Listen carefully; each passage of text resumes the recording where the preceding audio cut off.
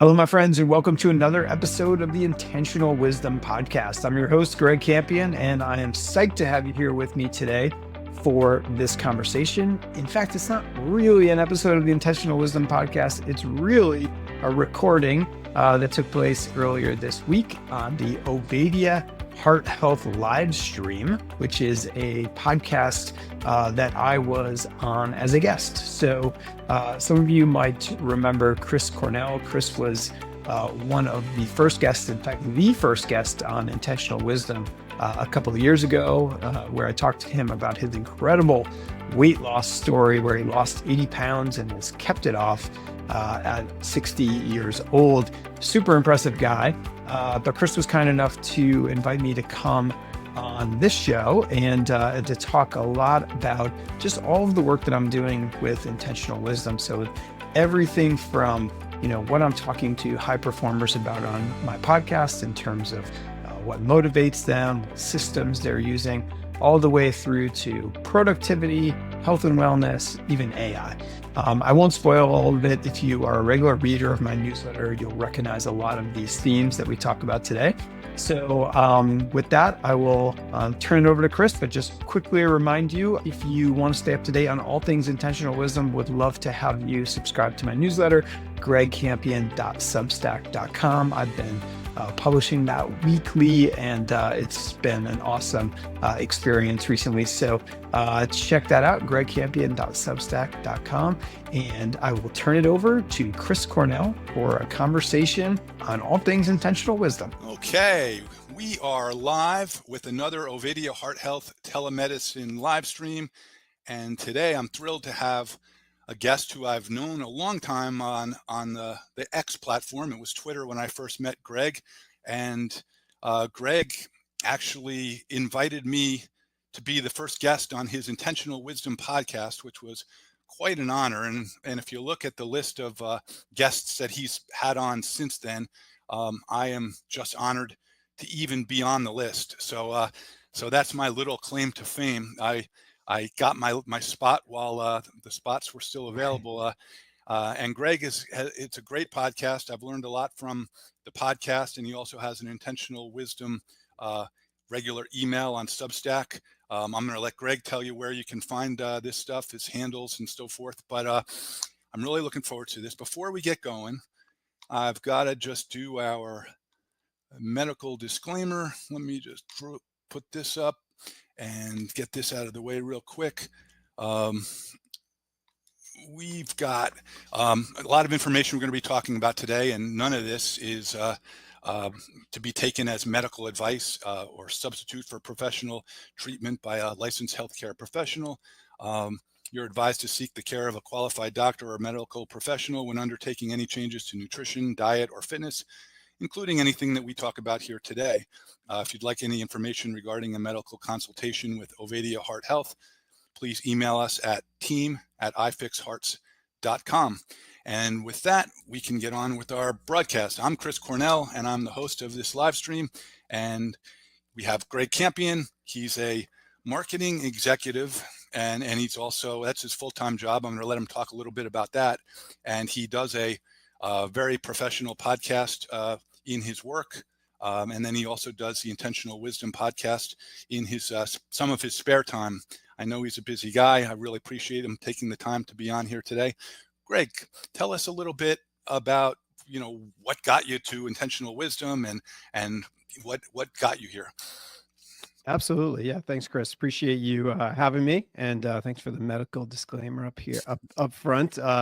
Nobody should take anything I say as medical advice for sure. But yeah, so my background real quick is I've worked in the world of finance actually for the last 25 years and started in New York and in Boston, working on big trading floors on Wall Street.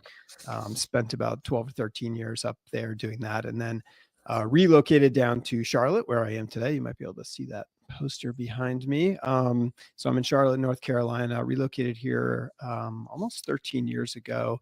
And at that time, kind of made a transition, stayed in the kind of finance world as my full-time job, but transitioned into the world of content creation and was hired at a big asset management firm where I still am today to create content for them. So as you mentioned there, I create a podcast for them regularly talking about financial markets.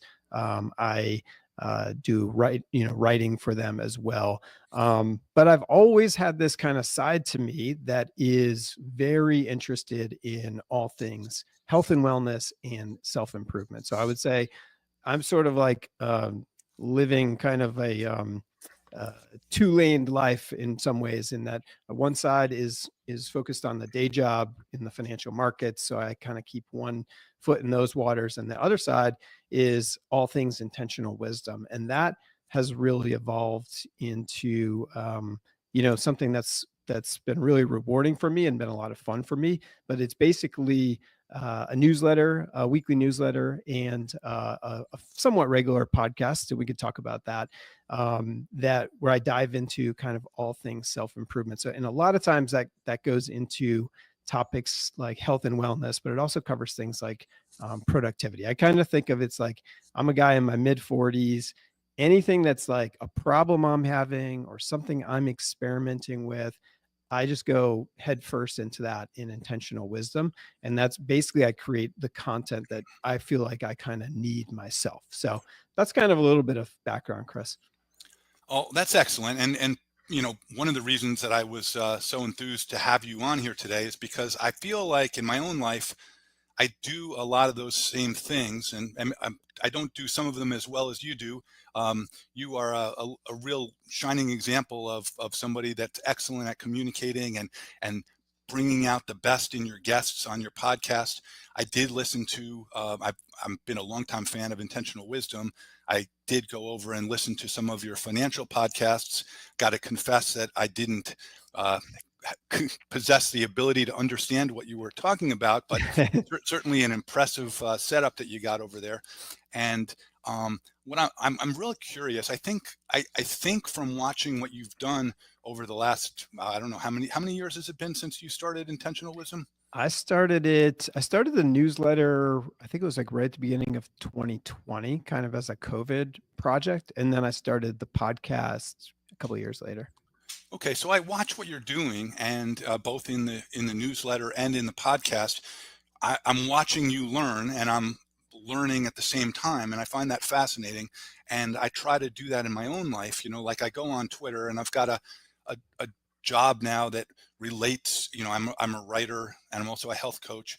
So part of my job is in doing these things, and I'm able to get better at some of those things in my own life, and for the benefit of patients or clients who I coach. And when I have guests that can share insights on things, it just not only helps me, but it helps my audience. And so I'd like to get your thoughts on maybe some of the most important things that you've learned, an overview. And then I've got some questions that kind of specifically go into some details. But like, how has your life changed as a result of what you've learned in this process? Yeah, that's a great question. And by the way, I've been a longtime fan of yours as well, and I owe you a debt of gratitude to this day for being the first guest on my podcast. I think, I was a fan of all the content that you were sharing on X for a long time, and it was inspiring to me and still is. So I love everything that you do. Yeah, let me, I'll tell you a little bit about, so I think one of the common themes of the guests that I have on is, they are just doing something that I'm super interested in, or they have figured out a problem that I'm struggling with. And so, right from the start with you, and, I thought you were sharing some of the best content I could find out there on diet and fitness and lifestyle, especially everything low carb, focused. There's an episode that I did with John Sherman, who's on X. He's a golf coach. I think his handle is @PracticalGolf. That episode, I was looking at my YouTube stats the other day. That episode is taking off. It was about a year ago that I recorded that one, and it's been like taking off recently. I don't know if that's seasonal and people are dusting off the golf clubs right now, but that was something I was trying to myself, how can I get better at golf? How can I stop stinking at golf? Like usually I'm a little more in like the health and wellness kind of category, but I do just, pick these areas that are just, problems that I'm trying to solve. I would say things that I've learned, so I've interviewed, a lot of Peloton instructors. I've interviewed CEOs. I've interviewed a lot of authors. And I think a few things that I've learned. One is I think one common element of these people is that they tend to be obsessed with something and get really, really deep into the weeds on it. And I heard someone say recently, I can't remember if it was like Naval or somebody else like that, who said, find the thing in your life that you are willing to work harder at than anyone else, and pursue that thing. And, you also hear the kind of saying like, find work that feels like play to you. And I think about you, for instance, with everything that you do on all things low carb, right? You are clearly like super focused on this. And it's like, it's not something that you're just doing like for a paycheck or whatever. It is like a real area of personal interest. And you are willing to unearth, you're willing to pick up every stone to find out every last detail, whatever. And so that's one common element. I mentioned John Sherman. I feel that's how he feels about golf. Like, he would be, if he wasn't getting paid, he would be doing it anyways. Right. And then I think a couple other things. One, a lot of these high performers show up and keep showing up, whether they feel, they're having a bad day or not. Like I interviewed a guy by the name of Dickie Bush, who's been really successful launching digital businesses on the internet. And he, 90 minutes every morning, 7 days a week, no matter what, he writes, that he does a deep dive on some topic. Think about how much you can get done over the course of a year if you wrote every day for 90 minutes, right? So everybody's got some version of that showing up. And then the last thing I would say is that a lot of these high performers, whether the Peloton instructors or some of the CEOs, some of the big names on X that I've interviewed, guys like Jesse Pujji and Michael Girdley, I think they've kind of figured out this game of energy management over time management. And it's kind of like this idea of basically you need to find what gives you energy and like what takes away your energy. And obviously try to maximize the former and minimize the latter. And I think a lot of these people have been able to do that successfully. And there's a lot that goes into that in terms of, how do you rejuvenate yourself? Some people do it spending time with friends. Some people do it spending time alone. Everybody does it with sleep and nutrition, et cetera. But yeah, so, I mean, there's been a ton that I've learned, but I would say obsession, I would say showing up, and I would say figuring out how to manage your energy are like three common pillars that I've seen among these high performers that I try to emulate myself. Some great points. And the people that you interview, I mean, truly are, several of those names are people that I go to all the time, and read what they write. I listen to videos. So you have a great knack at finding the people that are really good at the things that they specialize in. But you also seem to be, in addition to your excellence at your own profession, you seem to be a bit of a jack of all trades in everything else. I mean, I know you talk about being a good parent, being a good coach, taking care of your nutrition and your diet and your fitness, and it's like, you do, in order to be healthy and have a good life, I think you have to balance things and figure out ways to get good at the secondary things, the things that maybe aren't your paycheck, but provide you health and wellness. And I was wondering, first of all, if there's I'll ask you two questions right here, and then I'll let you answer however you want. But the one is how do people, you talked about energy management and time management. I'd like you to talk a little bit about how people can sort of figure out how to prioritize.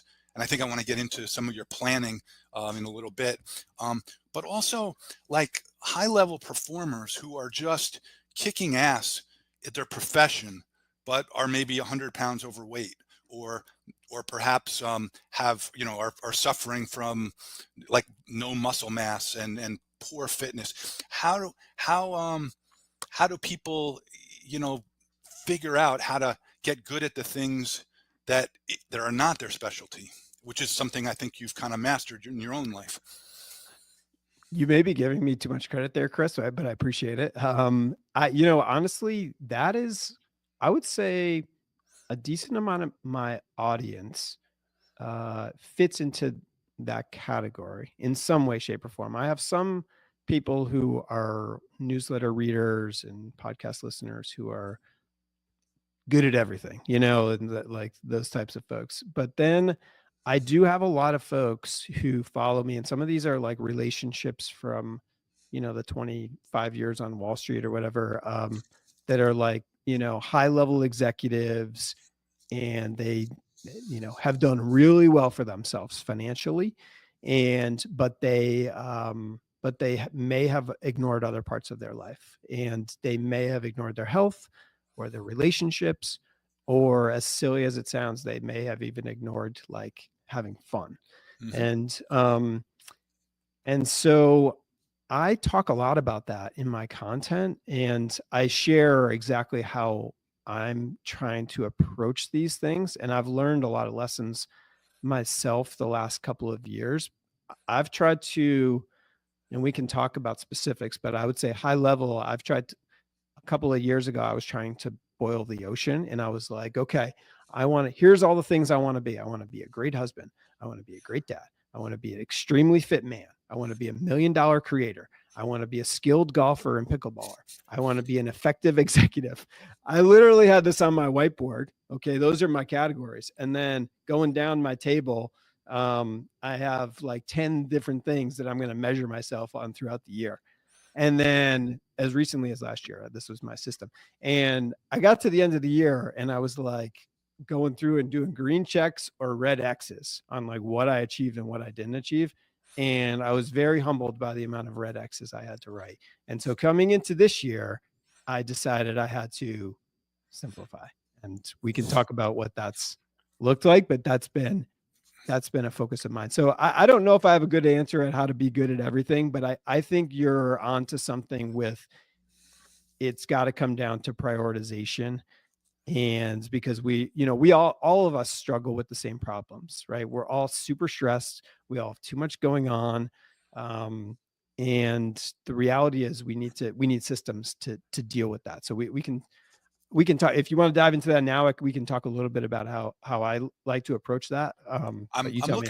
I'm looking forward to getting to that. One question that I want to ask you first is, when you get these guests on your program, Yep. this is a question I'm asking partly for my own benefit.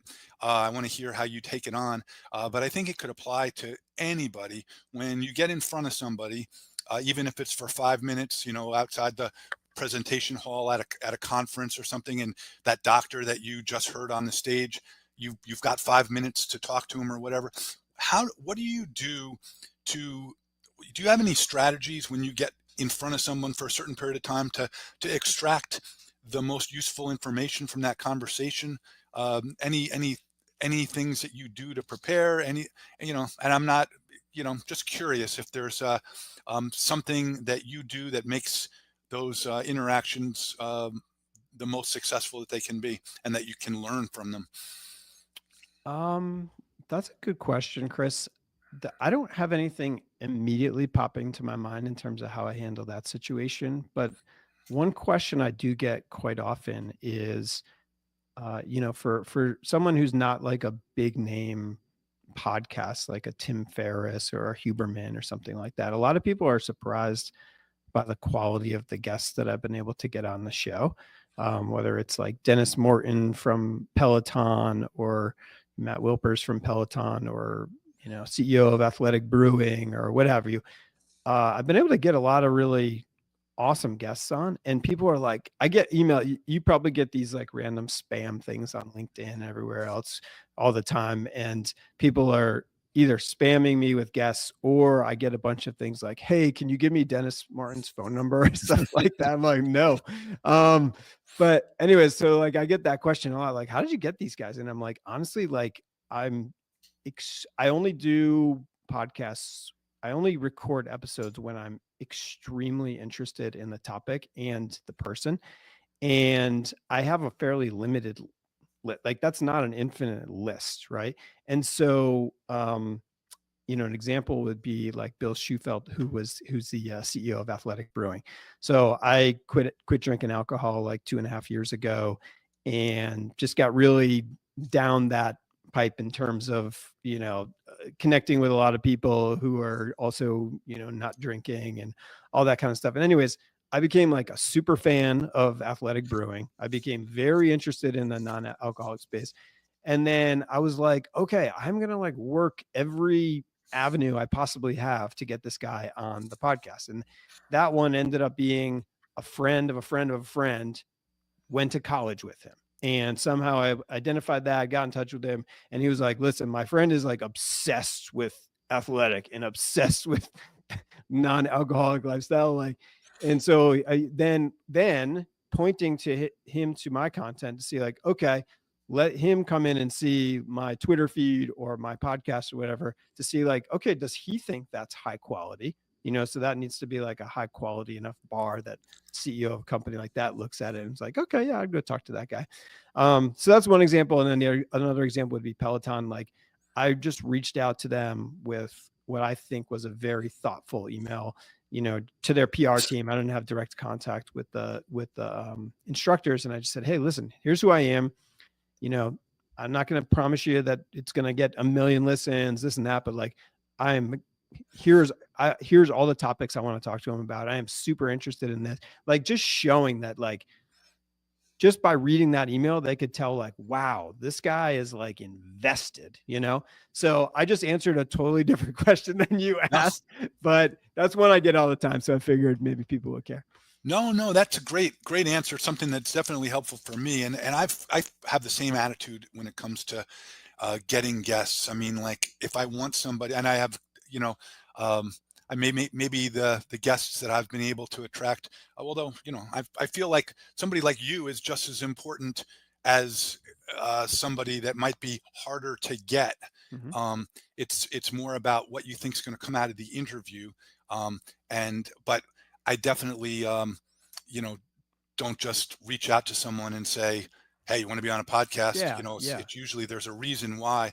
And I mean, I have, like, for example, with you, there's like, I'm never going to be able to get to all the questions that I've prepared because there's so much that I've absorbed from you over the years. So anyway, your answer was great. I should point out, I picked a really bad time to have you on a live stream because Twitter right now is not functioning.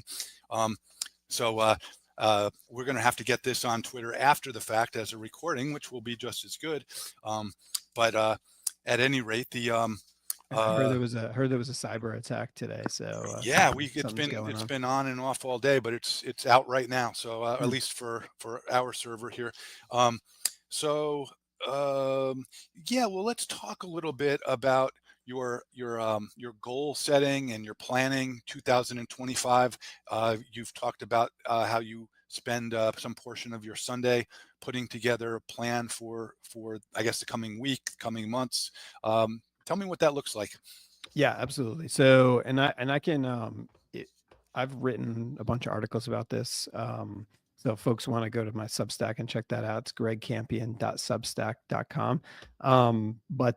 Yeah, so like I was mentioning earlier, last few years I think I was probably doing a little bit overkill in terms of the annual goal planning. And if you go to I can drop this. I can drop some of these links on my Twitter feed afterwards.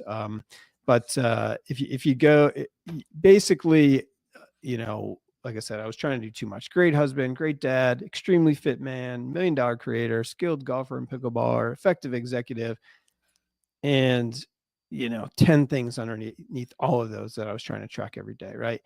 And like, so let me, like, an example would be like, oh, extremely fit man. Okay, what am I going to do? I'm going to work out 6 times a week. I'm going to eat a slow carb diet 6 times a week. I'm going to get 8,000 steps a day.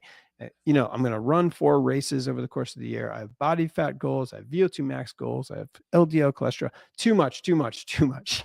And so I realized that that's too much. And like, I think the epitome of that as actually like the steps goal is probably a good one, because like I had this goal last year, like 8,000 steps a day does not sound like much, but it's really the hard part of that is like going 365 days, because like you're going to have the flu, or you're going to be on a transatlantic flight, or like something's going to happen where you're not going to get 8,000 steps. And there were like multiple days where I found myself doing laps around the bedroom at night to get 8,000 steps. And I'm like, is this really serving me? Is this the right metric? So anyways, this year I simplified it. If you go to my Substack, there's an article called, well, actually, I think I have this there's an article called the Sunday Planning Session, which there's a snapshot of my latest 2025 goals. So let me tell you what those are. So I put it in 4 categories this year to make it a little simpler. So it's health, relationships, intentional wisdom, and fun. Okay. On the health side, we can debate if these are good metrics or not, but let me tell you what I have. So my 4 metrics are: I want to get under 20% body fat. I want to have a VO2 max of 45. I want to have a LDL cholesterol under 50. Again, we can debate if that's the right metric or not. And I want to avoid injury. Okay. So those are my four goals that I'm trying to attain this year.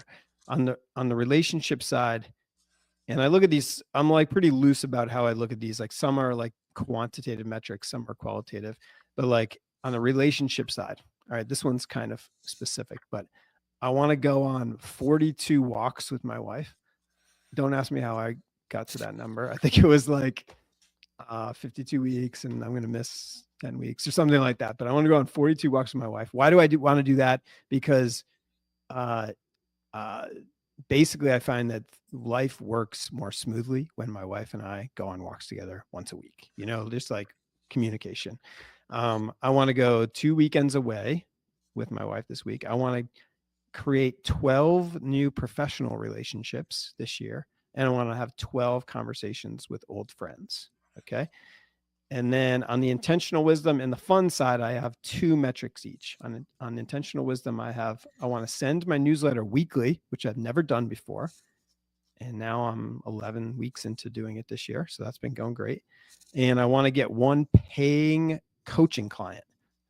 I'm still not totally sure if I want to do this or not, but I put this as a goal. And then lastly, for fun, which I don't think we should ignore, because I think our lives are all so damn stressful, especially if you give yourself 50 goals like I do. But 2 things that are really fun for me are pickleball and golf. And so I want to play pickleball 20 times and I want to play golf 12 times at least. Okay.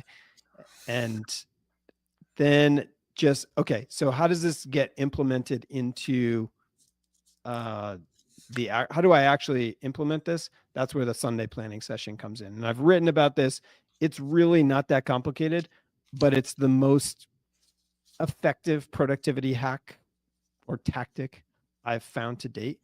And all it is this: I sit down on Sunday for 15 minutes and I have all my yearly goals in front of me and metrics and everything I'm trying to do.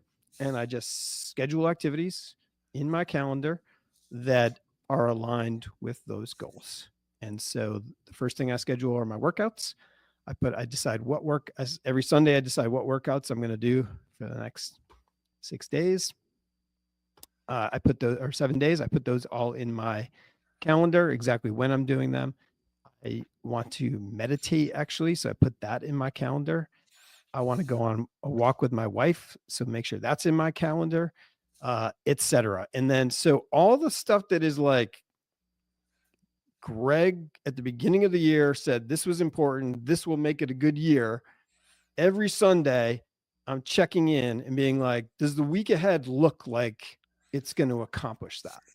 Because if I don't do that, what I found is my work will expand, my child rearing responsibilities will expand, everything will expand to take up the free time.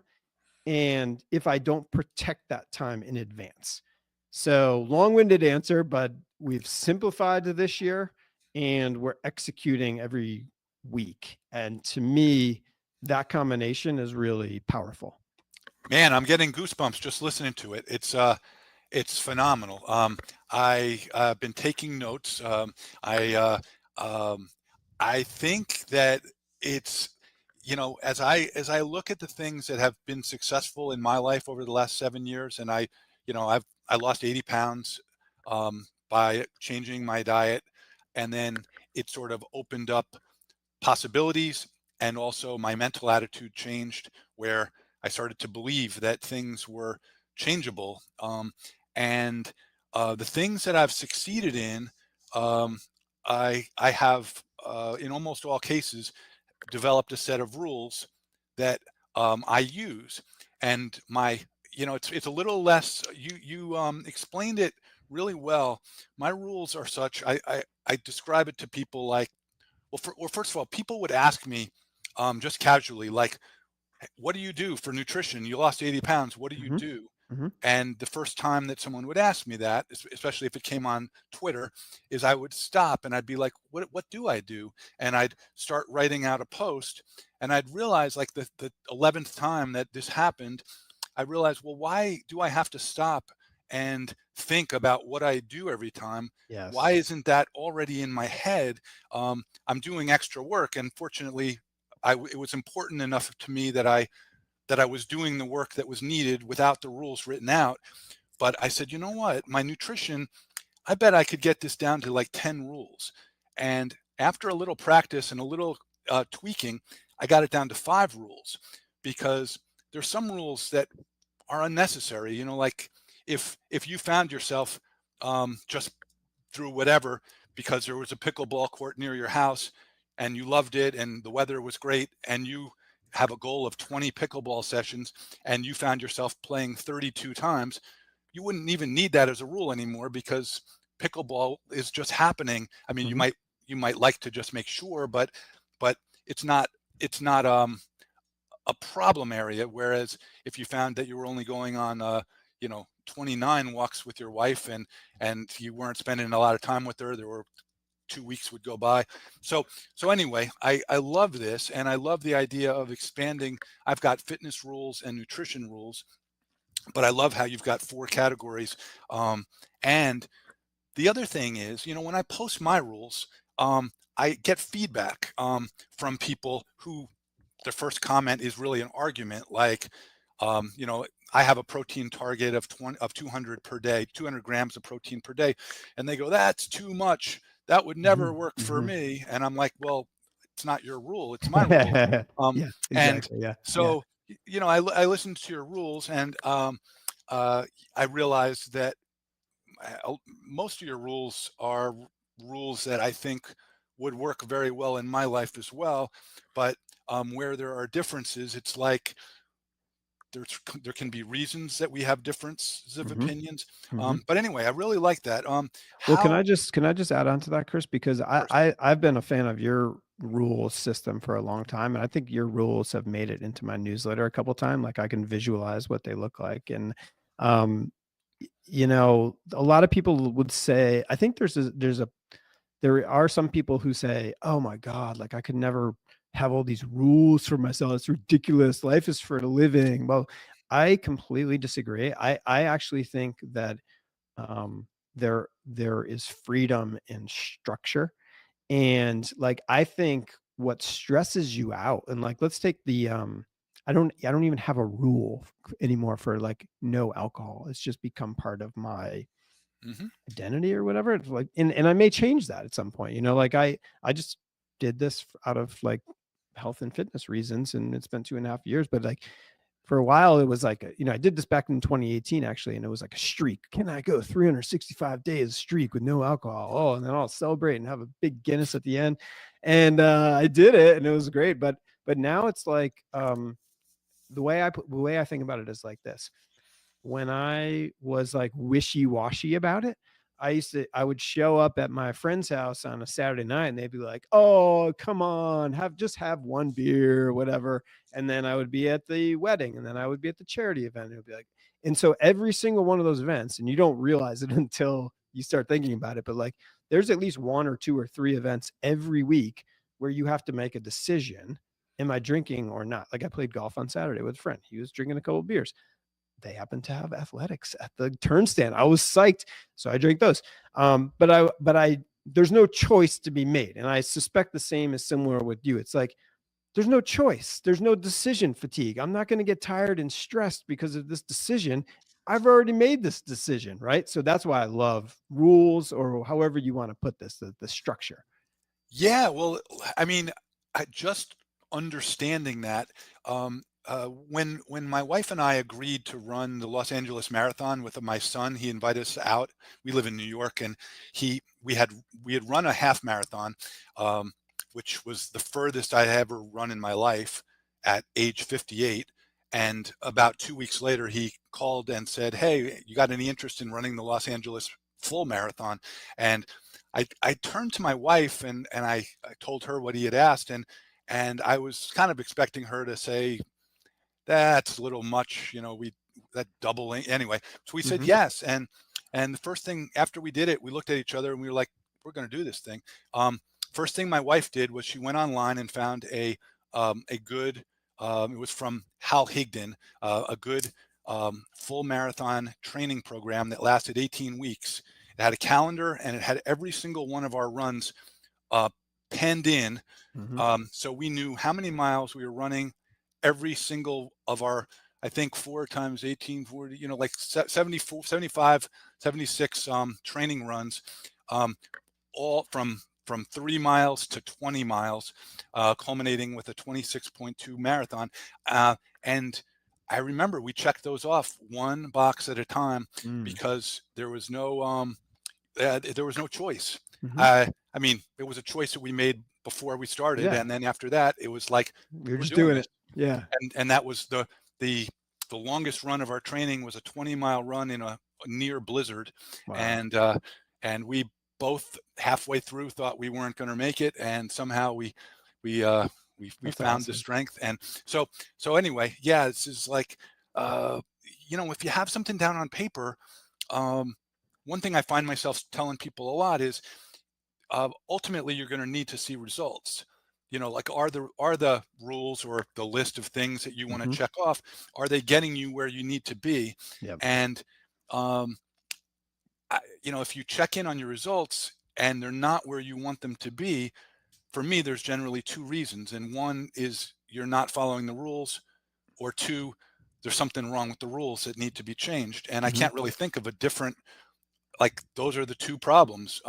And so, any other thoughts about the rules, how they've affected your life? I mean, did you make a drastic change at the beginning of 2025 with the way you do the process? The big change was simplifying it. Like I don't think I changed, like I didn't materially change my workouts. I didn't materially change my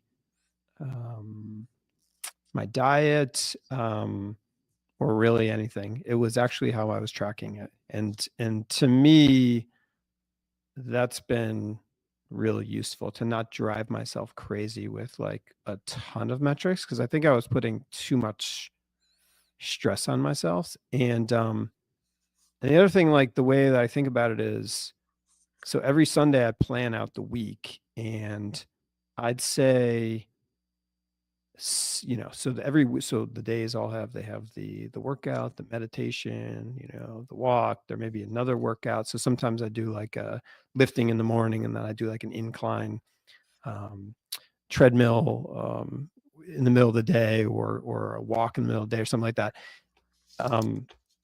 That hasn't changed, but like, yeah. So, but I think like, so every Sunday I do that, and but I'd say once a week, it doesn't work out. Like once a week, something goes wrong, like, a work meeting got scheduled and whatever, there's a fire drill at work and I can't do this, and this now. And so, I have 3 kids. something's always going on, right? So like, so once a week, something doesn't work, and I'm okay with that. And that's been a change this year too. I've been like, I don't need to be so psycho. And this may be like I interviewed the author Oliver Berkman on my podcast, and he was like, I was like over here in terms of I track everything and everything's a stats, and I got my Whoop, my Apple Watch, I'm wearing a CGM, this is that, everything. And he's like, I don't do any of that stuff. And he's like, I'm okay with like failing sometimes, and and so I was like, okay, I'm here, you're here, I probably need to be here, like move over a little bit. And so that's been a change, and that I've kind of given myself a little more grace this year. With the rules for me, I totally get what you're saying, because I feel the same way. I mean, having the rules, it's like a personal report card, and you don't need to get. I mean, everyone's different. Some people feel, you don't need 100, right? You don't need 100. Like 85% is pretty damn good. That's what my 13-year-old tells me when he comes home with that. And if you've got it set up in a way that it's working, I mean, obviously I want to be fit, I want to be strong, I want to have a high VO2 max, but I'm also not training for the Olympics. So, fit for a 60-year-old is, has a much lower bar. And the rules just, they avoid letting it get out of hand, like where you haven't walked with your wife or at all in 27 days, then if you allow that to happen, you're off track. You're on the way to really, for me, that would be bad things. If I was eating like crap for 27 days and not exercising, it might be hard for me to get back on track. It might be too demoralizing. So, anything else you want to say about that? The only other thing I would say is that I think I've started to prioritize rest more this year too. And so sometimes I said like 1 day out of 7 does not go according to plan. A lot of times that's because I need a rest. And so, I do track my sleep with the Whoop, and I've gotten a little better this year about, like, if I'm tired and my metrics are showing me that and whatever, I'm like, all right, I'm just going to sleep in today, and I'm going to give myself a break. And and so I think that's important. And you're 15 years or whatever ahead of me, and so you probably realize that more than I do. It's give and take with the body and with the mind, and you got to give it a rest sometimes. So I think I'm getting better at that. Yeah, I think I shortchanged myself on sleep when I was younger. Now I've definitely learned some lessons about that, and rest is absolutely important for everything, for cardiovascular, for resistance training, and just for life in general. If you want to function at a high level, I mean, you need to be sharp. I've been interested in some of what you've written and talked about, Greg, with respect to AI. I somehow think a lot of people, I hear people talking about, like there's a resistance to AI, which I don't think that is going to work out real well for the people that resist it. But I'm really curious. It seems like you have been involved in it.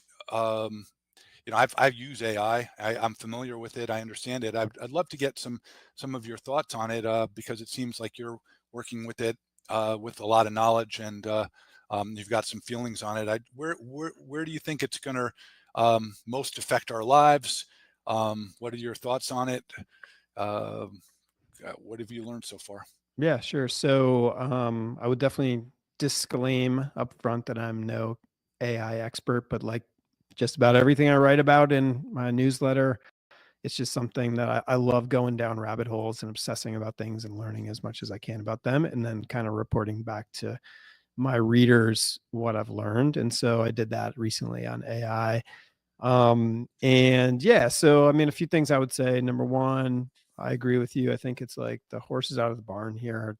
This is going to impact all of our lives in a material way, and there's not going to be any escaping it. I think, there's parallels with the internet. Like if you had said in 1995, I think I'm just going to sit this internet thing out, I don't think that would have worked out too well for you. So I would say a couple of things. I would say number one, I would try things out and just start messing with stuff and see what works for you. And so I included a couple examples in my recent newsletter about, some of the things that I'm using AI for or experiment. I mean, I'm still like in the experimentation phase. So like one example is, so let's see, I've got Gemini, Google's Gemini, I got ChatGPT, and I have Grok, which is like the Twitter X one. ChatGPT is the only one I'm paying for currently. TBD, I'm paying like the $20 a month for that now. Will I keep that? Who knows? But I figured let me try all that. So anyways, a couple of examples of how I'm using these things. One is using Gemini. I love the voice interface that you can have with those. I think that's a total game changer.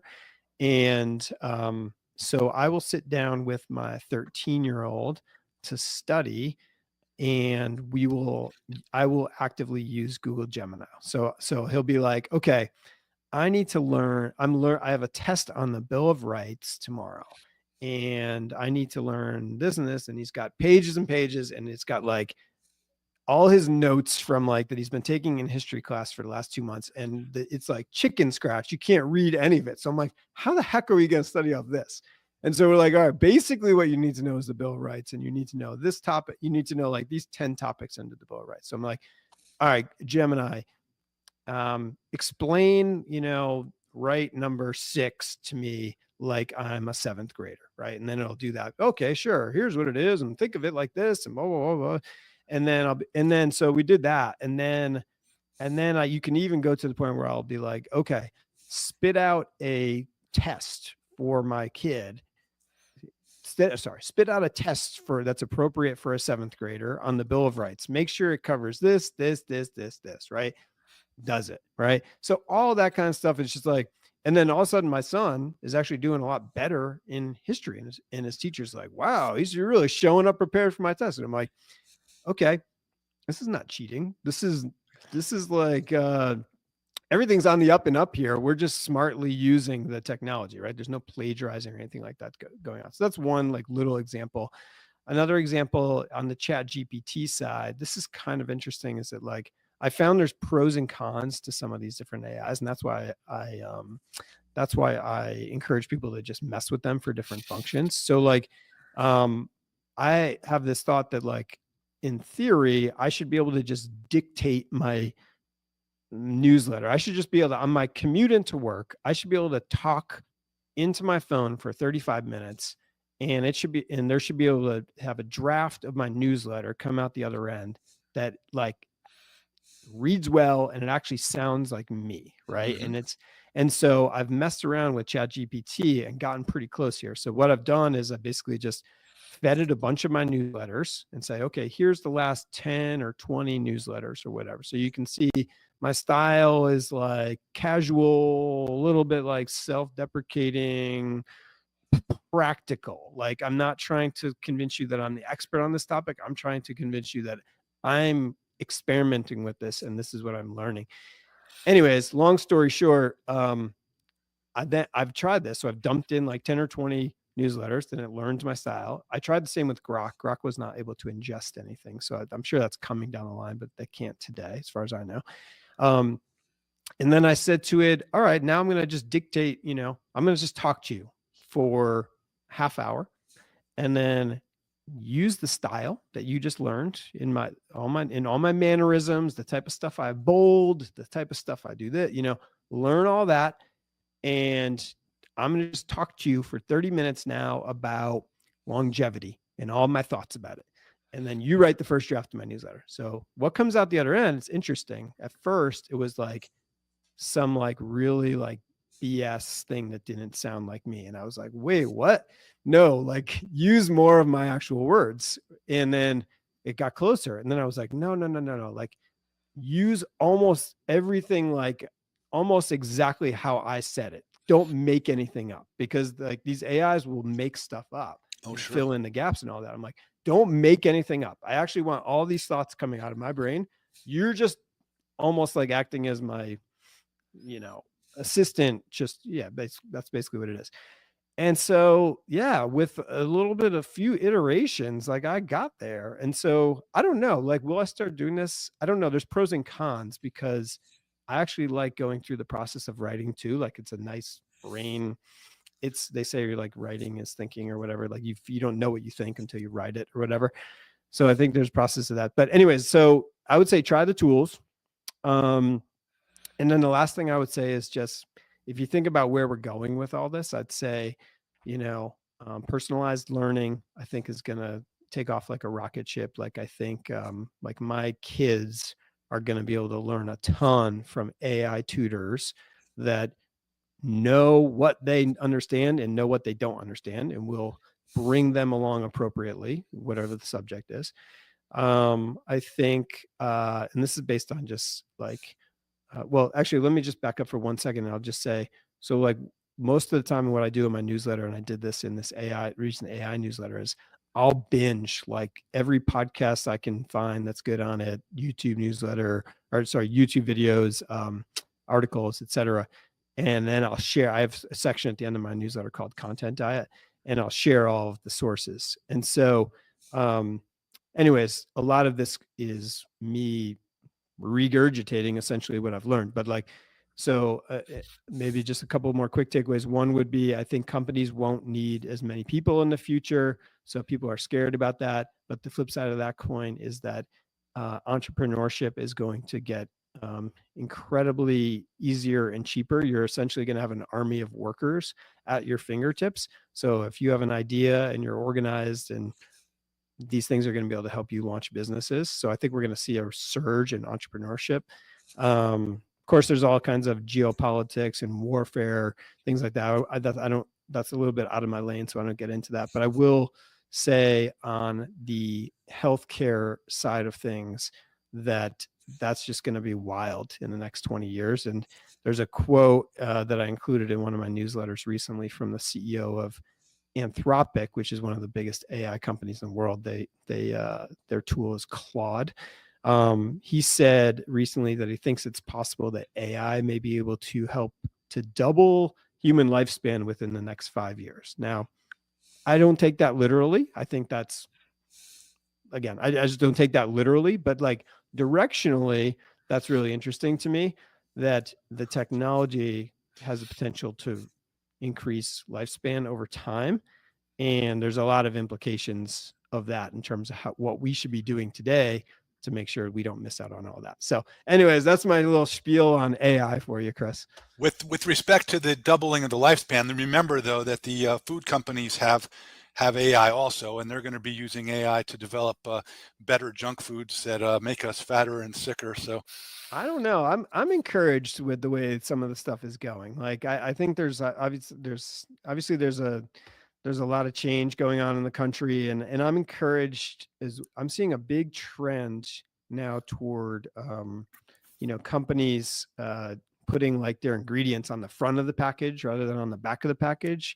And I think you're going to see a huge takeoff in all that type of stuff. So I think we have a long way to go. Believe me, as a parent of 3 kids, I mean, I was feeding my daughter something yesterday and I looked at the back of the box and I was like, this is like a page of ingredients. This is ridiculous. This is so terrible. But I'm an optimist by nature, and I see some green shoots in terms of where we're going. that would be nice.